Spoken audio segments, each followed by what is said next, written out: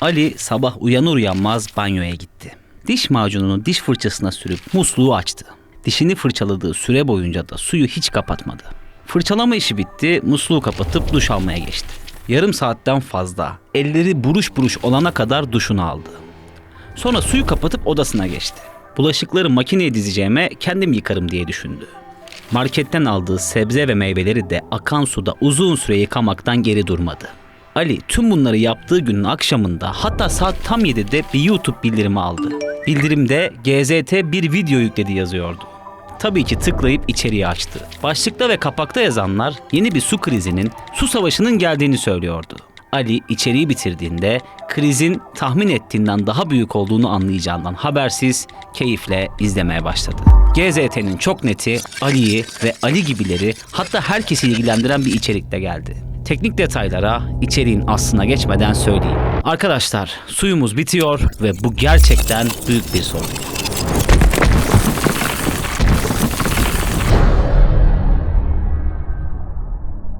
İçeriye geçmeden yalnızca birkaç saniyenizi alacağız. GZT olarak Yaptığımız işi seviyoruz ve çok çalışıyoruz. amacımız da GZT YouTube kanalını 1 milyon aboneye ulaştırmak. Bu da sadece sizin katkınızla mümkün. abone ol butonuna tıklayarak 1 milyon yolculuğumuzda bize destek olabilirsiniz. Bir kişiden ne olur demeyin. Bizim için çok önemli. Şimdiden teşekkür ediyor. Ve hemen içeriye dönüyoruz. başlayalım.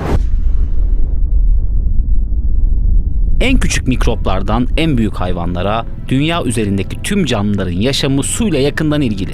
Dünya yüzeyinin %71'i suyla kaplı. Gezegende yaklaşık 1,4 milyar kilometre küp su bulunuyor. Bunların yalnızca %2,5'u tatlı. Sular %69 oranında tarım amaçlı, %19 endüstriyel ve %12 de ev tüketimleri için kullanılıyor. Şişelenmiş sular dahil içecek ve gıda sektöründe kullanılan tatlı su payı %1'in bile altında.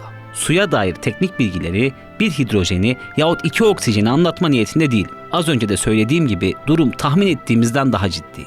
Dünyanın neredeyse tamamına yayılan su sorununu önce bize daha yakın coğrafyadan başlayarak konuşalım istiyorum. Petrolle, doğalgazla ve yeraltı kaynaklarıyla daha çok anılan Orta Doğu'nun suyla da oldukça yakın bir ilişkisi söz konusu. Hatta Orta Doğu ülkeleri zaman zaman su sorunu nedeniyle birbirlerini bir kaşık suda boğacak noktaya dahi gelebiliyor. Bunun birinci nedeni tabii ki yetersizlik. Orta Doğu ve Kuzey Afrika bölgeleri dünyada kişi başına en az suyun düştüğü yerler olarak karşımızda. Bölgede bu sorunların 19. yüzyılın sonlarından itibaren hissedilir durumda olduğunu da söyleyebiliriz. Burada sınır aşan sular isminde bir kavrama sahibiz. Bu kavramı açıklamamız lazım çünkü genelde su savaşları bu üç kelime üzerinden çıkıyor. Sınır aşan suları iki farklı devletin topraklarında bulunup bu devletler arasında sınır oluşturan sular olarak tanımlayabiliriz. Yani bunlar farklı ülkelerde doğup farklı ülkelere geçen sular. Tam burada bir veri paylaşacağım. Dünya nüfusunun %40'ı birden fazla ülke arasında paylaşılan nehirlerin çevresinde yaşıyor. Yani her 10 insandan 4'ü kendisine oldukça yakında bulunan bir su kaynağı üzerinde hak sahibi olamayabiliyor. Orta Doğu'yu su sıkıntısı konusunda 3'e ayırabiliriz. Birinci grupta Türkiye, Irak ve Suriye var. Bu ülkelerdeki su sorunu hayati noktaya ulaşmış değil. Filistin ve Ürdün ise yeraltı suları noktasında ciddi bir sıkıntıyla iç içe. Bu konuda en büyük sorun ise Suudi Arabistan için geçerli. Yani bölgede herkesin su ajandası farklı olmak zorunda. İçeriğin başından bu yana savaş deyip duruyorum. Şimdi bunu biraz daha somutlaştıralım. Mısır, Sudan ve Etiyopya resmen bunu yaşıyor. Gerginliğin nedeni ise tabii ki Nil Nehri. Mısır, su ihtiyacının %95'ini Nil'den sağlıyor. Etiyopya ise buraya Hedasi isimli bir baraj inşa etti. Mısır'ın iddiasına göre bu baraj ülkesini su fakiri konumuna düşürüyor. 1 milyon kişi işini kaybediyor, ekonomi her yıl 1,8 milyar dolarlık bir zarara uğruyor. Tam 11 ülkenin bulunduğu Nil havzasındaki bu baraj için Sudan'ın da farklı bir görüşü var. Barajdan rahatsız değil ancak kendi haklarını daha belirgin bir hale getirmek istiyor. Taraflar bu konuda bağlayıcı tek bir anlaşma imzalayabildi. 2015'te imzalanan metin, bağımsız uzmanlar tarafından daha çok Endonezya'nın lehine olarak değerlendiriliyor. Günün sonunda su için başlayan gerginlik askeri bir safhaya dahi ulaşabilir.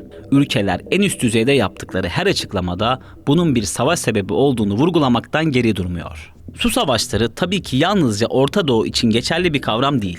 Dünyanın birçok ülkesi ve hatta Amerika Birleşik Devletleri eyaletleri arasında giderek artan su kavgaları başlayalı çok oldu. Diminishing reservoir supplies will mean less water and tough decisions for agriculture, cities, and Native American tribes in the parched region. Amerika Birleşik Devletleri'nin özellikle güneybatı bölgesinde beliren kuraklık, eyaletler arasındaki yasalar yüzünden ciddi tartışmalar doğuruyor. Bölgede su tedariği sağlayan Mead Gölü ciddi bir su kaybı yaşıyor. Su seviyesindeki düşüş de büyük bir kesinti anlamına geliyor. Hatta buradaki sorun Arizona ve Nevada eyaletlerinin dışında Meksika'yı dahi etkileyen bir noktaya gelmiş durumda. Guardian gazetesinin ABD'nin 12 farklı eyaletinde yaptığı araştırması, ülkenin son 10 yılda yaşadığı su yoksulluğunun birkaç yıl içerisinde bambaşka bir kıtlığa dönüşebileceğini söylüyor. Araştırmaya göre ABD'deki 12 farklı eyalette 2010 ve 2018 yılları arasında şebeke suyu ve kanalizasyon hizmetlerinin toplam bedeli %80 arttı.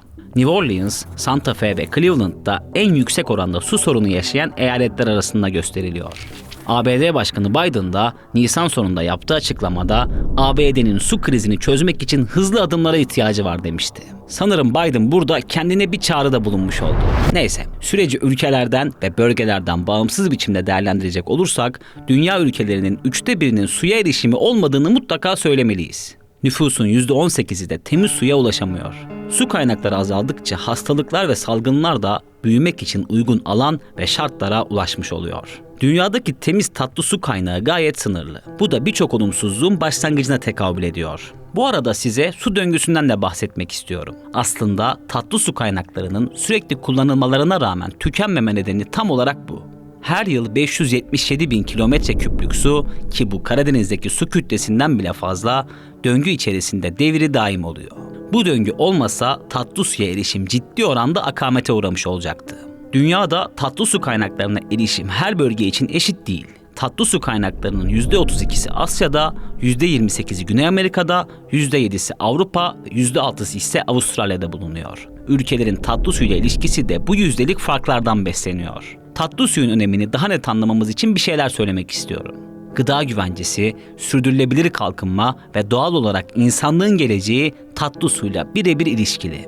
Yani bunun için olmazsa olmaz desek abartmış olmayız.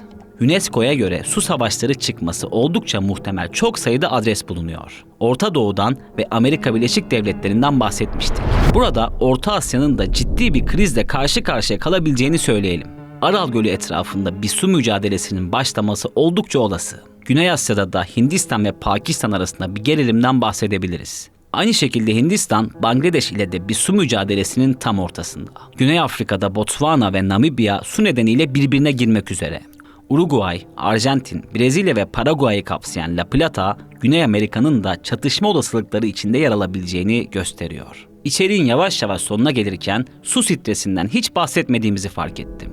Su stresi kabaca tanımlayacak olursak yıllık içme suyunun kişi başına 1700 metreküpün altına düştüğü durum olarak özetlenebilir. Birleşmiş Milletler tarafından onaylanan uzman araştırmalarına göre dünyada bu stresi yaşayan ülkelerin oranı %34'e, su kıtlığı yaşayan ülkelerin oranı ise %15'e ulaşabilir. Suya ve su krizine dair birçok meseleyi detaylıca konuştuk. Bir çok net geleneğini yeniden aktif hale getirip özlü bir sözle bitirelim istiyorum. Suya baktığımızda bulduğumuz huzur yerini endişeye bırakmalı. Suyu korumak için her şeyi yapmanın tam sırası.